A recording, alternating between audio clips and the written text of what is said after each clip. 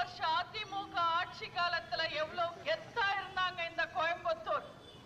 தமிழ்நாட்டுல இருக்கிற மத்த மாவட்டங்கள் எல்லாம் பொறாமப்படுற அளவுக்கு வளர்ச்சி இருந்தது இந்த கோயம்புத்தூர் மாவட்டத்துக்கு.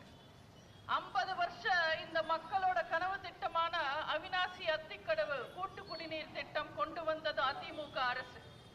பில்லூர் கூட்டு குடிநீர் திட்டம் கொண்டு வந்தது அதிமுக அரசு.